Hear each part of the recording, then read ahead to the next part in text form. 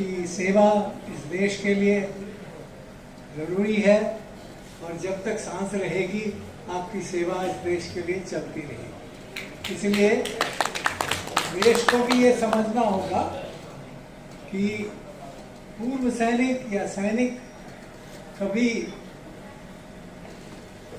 Retire नहीं होता है, वो आखिरी दम तक इस देश के लिए लड़ता है। ये मेरे लिए बड़े सम्मान की बात है और गर्व का बात है कि मुझे आप सब राष्ट्र प्रेमियों के बीच में ये अवसर मिला कि मैं आपको संबोधित कर सकूं। ज़्यादा समय ऑलरेडी हो चुका है, कई लोग को घर में काम होगा, जाने को तत्पर होंगे, इसलिए मैं ज़्यादा समय नहीं लेना चाहूँगा।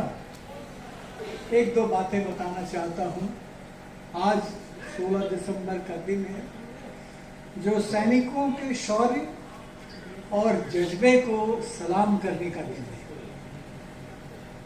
आज हम एक तरफ उन शहीदों को याद करते हैं जिन्होंने अपनी जिंदगी भारत माता के नाम पर लुटा दी, और साथ में उन सैनिकों तथा पूर्व सैनिकों को याद करते हैं और सम्मान देना चाहते हैं जिन्होंने अपनी पूरी जिंदगी 24/7 इस देश के लिए बिता दी या बिता रहे हैं। अभी भी वो हमेशा अपना प्राण निछावर करने के लिए तैयार हैं, चाहे आप लद्दाख में जाएं, JNK में जाएं, नॉर्थ ईस्ट में जाएं, चाइना बॉर्डर में जाएं, पाकिस्तान बॉर्डर में जाएं, कहीं भी जाएं, आप देखेंगे कि वो 24 घंटे 7 दिन 365 दिन हर साल ब साल वहाँ लगा रहता है। और इसलिए मैं कहता हूँ कि उन्हें हम कभी भुला नहीं सकते। जैसा इन्होंने कहा, आपने कहा, ये जो सैनिक है वो एक फैमिली है, कभी हम एक दूसरे को भूलते नहीं हैं। कोई किधर से कुधर हो जाए, सरकार कोई भी हो जाए, सैनिक का फैमिली एक सैनिक का फैमिली है। आपको बताऊंगा, जब मैं एक कमांडिंग ऑफिसर होता था तो छुट्टियों में 2 महीने की छुट्टी मिलती थी, उसमें तकरीबन 25-30 दिन मैं जवानों के घर जाता था और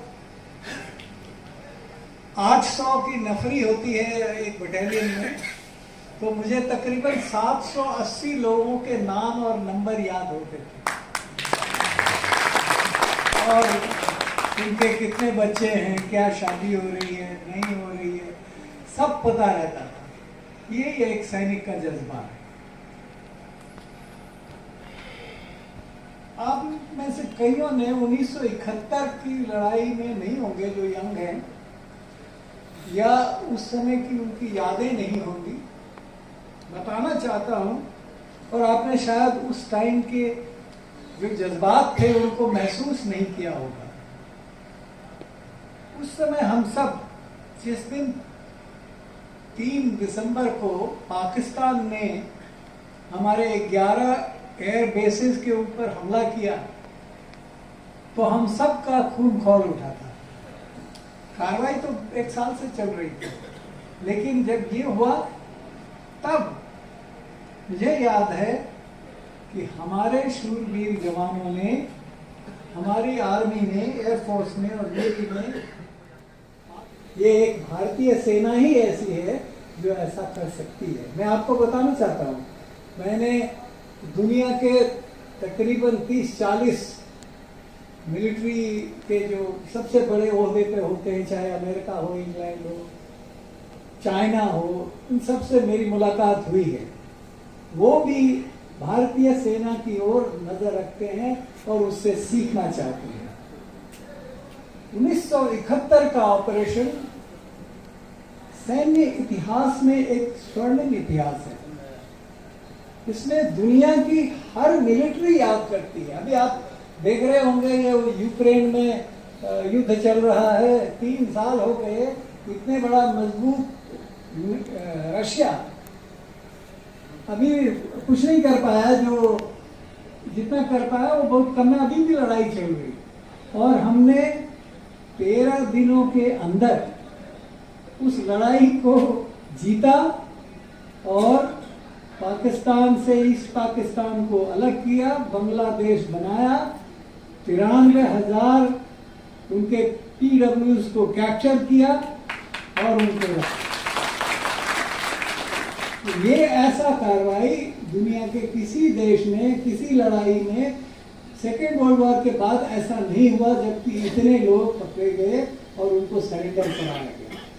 और जो उसमें तकनीक, स्ट्रैटेजी, टैक्टिक्स जो लगाई गई, उसको सीखने के लिए आज भी दुनिया भर के देश के मिलिट्री उसको स्टडी करते हैं। और जब हमसे मिलते हैं तो पूछते हैं कि कैसे आपने ये कर दिया। उस समय उस भारतीय सेना का नेतृत्व जनरल मानेकशॉ कर रहे थे, जो बाद में फील्ड मार्शल बने। उन्होंने बड़ी खूबसूरती से तीनों आर्म को, आर्मी, नेवी और एयरफोर्स, तीनों को संगठित करके जो उन्होंने लड़ाई को अंजाम दिया, वो तारीफ काबिल है। और इस लड़ाई में हमारे तकरीबन 1400 सैनिक से ज़्यादा मारे गए और कई घायल भी हुए। और इसीलिए ज़रूरी है कि ये जो हम जब भी भारतीय सेना या हमारा देश जब कुछ हासिल करता है तो वो फ्री में नहीं होता है, उसके लिए सैनिक जान देते हैं, अपना लहू बहाते हैं।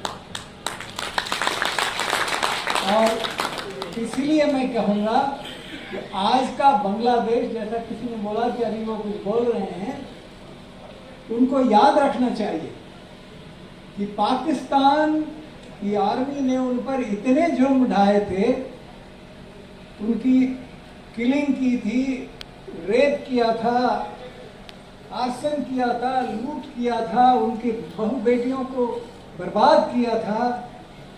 इन सब में और तकरीबन उसमें 30 लाख बांग्लादेशी मारे गए थे और तकरीबन 1 करोड़ से ज़्यादा बांग्लादेशी निर्वासित हुए थे। और उस समय भारतीय सेना एक देवदूत की तरह जाकर उनको जिताया, उनके दुख दूर किए और उन्हें आज़ादी दिलाकर एक नए देश का सृजन किया। ये एग्जाम्पल दुनिया में कहीं नहीं है और ये आज की पीढ़ी को जानना जरूरी है। भारत आज एक तरफ दिन दूनी और रात चौगुनी प्रगति कर रहा है और ये हमारे लिए फख्र की बात है कि हम एक विकसित राष्ट्र की ओर अग्रसर हो रहे हैं और भगवान ने चाहा तो 2047 तक हम एक विकसित राष्ट्र भी होंगे।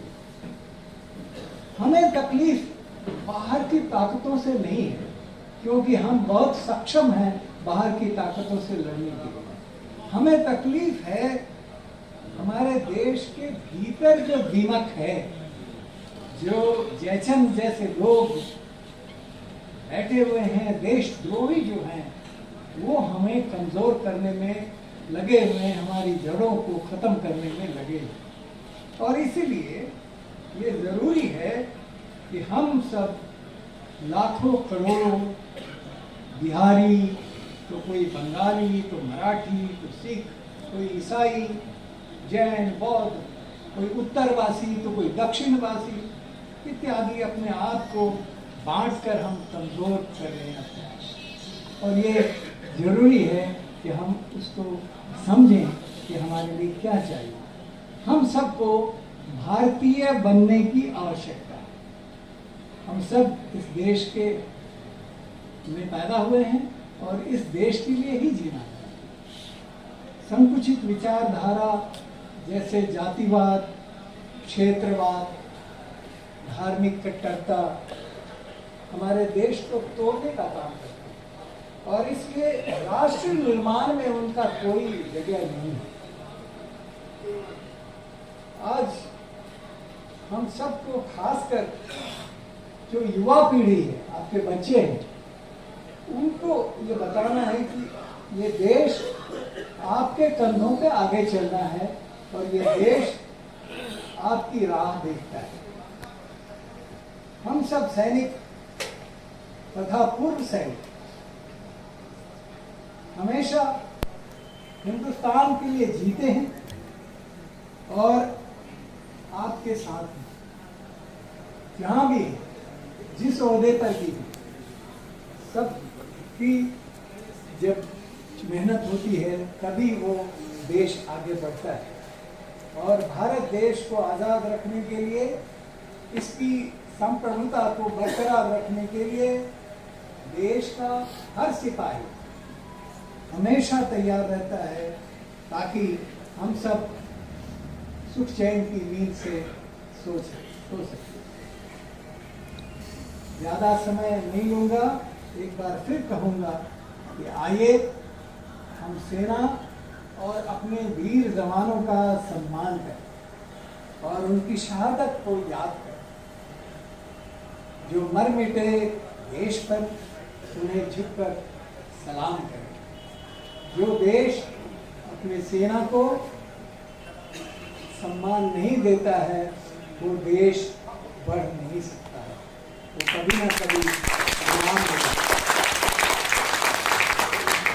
इस बार की एक 4 लाइनें हैं, पंक्तियों के साथ अपनी वाणी को विराम दूंगा। यूनान, मिस्र, रोमा सब मिट गए यहाँ से। यूनान, मिस्र, रोमा सब मिट गए यहाँ से, बाकी मगर है अब तक नामो निशान हमारा। कुछ बात है कि हस्ती मिटती नहीं हमारी, सदियों रहा है दुश्मन दौरे जहां हमारा। पूरी दुनिया चाहे क्यों ना हमारे अगेंस्ट हो जाए, हम बढ़ते रहेंगे, विकसित होंगे, मजबूत रहेंगे और हमारी सेना आपकी रक्षा करती रहेगी। ये मैं आपको प्रतिज्ञा करके बताता हूँ। जय हिंद, वंदे मातरम।